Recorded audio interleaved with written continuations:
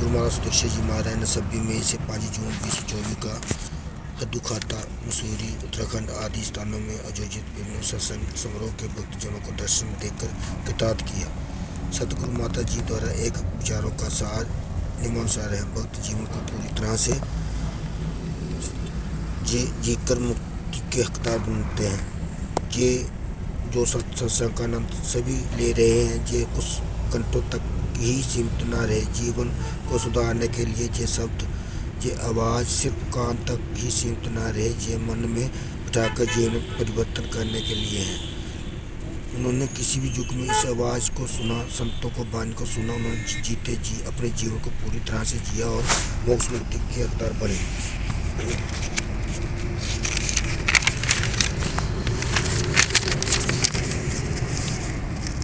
प्रभु से एकमिक हो जाना ही असल सफलता।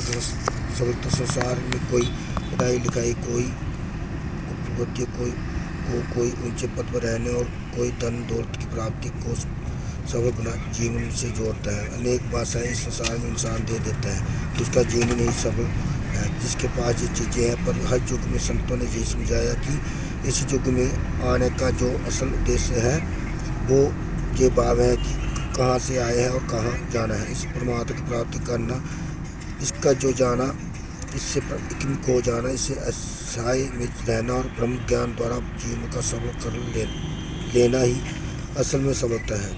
परमात्मा की अवस्था में रहना ही भक्ति है। इस परमात्मा ने संसार में हमारे रहने के लिए जो व्यवस्था की है, चाहे वो महल रूप में, चाहे झोपड़ी रूप में, चाहे किसी तरह की संस्कृति में रहना हो, किसी तरह का भी खाना पीना हो, ये सब मुबारक है। जीते जी अपने सभी जिम्मेदारियों को निभाना भी मुबारक है। सांसारिक और सामाजिक रूप से में सेवा का भाव तभी आएगा जब सबके प्रति अपना तत्व का भाव होगा। अपने कर्तव्यों को पूरा करते करते इस तरह से जीना है कि सही मायने में जीना है।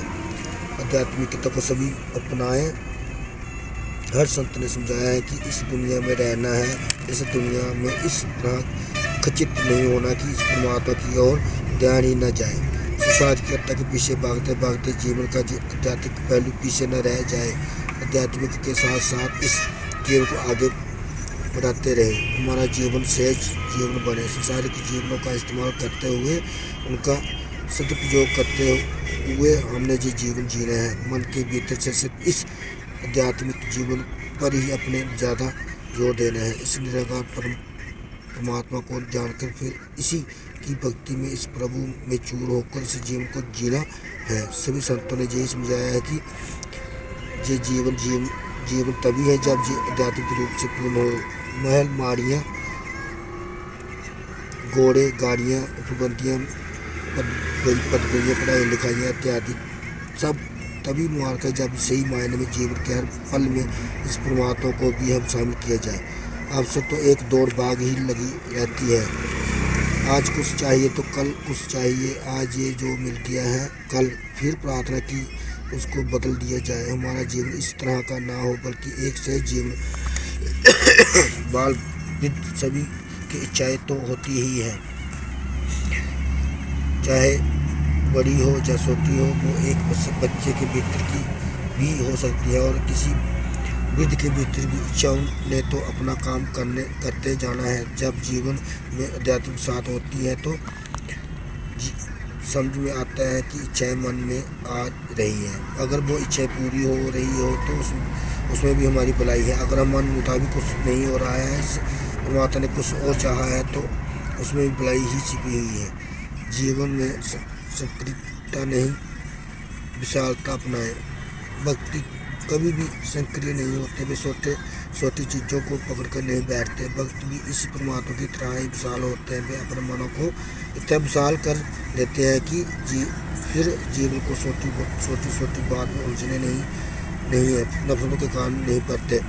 फिर वो जीवन में सहज रूप में चलते जाते हैं। इस निराकार परमात्मा की रजा में हर पल शुक्राने का भाव लेकर इस जीवन को जीते चले जाते हैं। समाज में, घर परिवार में, गृहस्थी में रहकर ही भक्ति करनी है। संसार ने अपने मन में जो खुद को श्रेष्ठ और दूसरों को नीचा बना लिया है, ये मन भुलेखा मात्र है।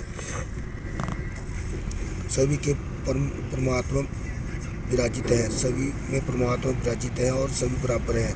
हमने समय ही किसी को ऊंचा घोषित कर दिया, किसी को नीचा घोषित कर दिया कि वो कहीं और जन्मे हैं, किसी और तरह का खाना खाते हैं। अगर हम ऐसी सोच रख रहे हैं तो इनमें नुकसान हमारा ही है। संसार में सभी श्रेष्ठ है, सभी में परमात्मा विराजमान है और जिस गत में भी परमात्मा विराजमान है वो नीचा हो ही नहीं सकता।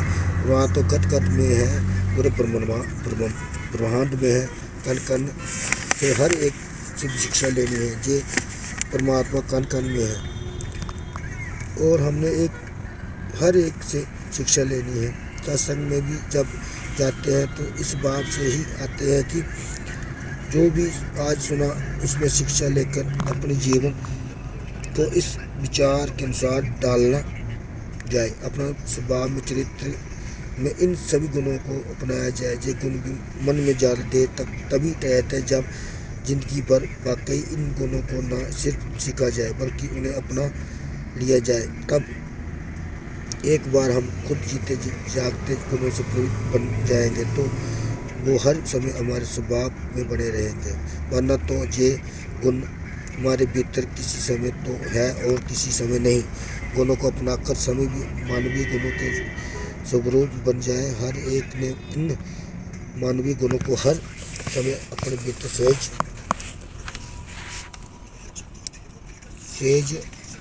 रखना है। एक गुण का जीवन स्वरूप पहले समय बनना होगा और वो तभी बन सकता है जब इन गुणों के स्रोत इस परमात्मा से मन में नाता जुड़ा हो।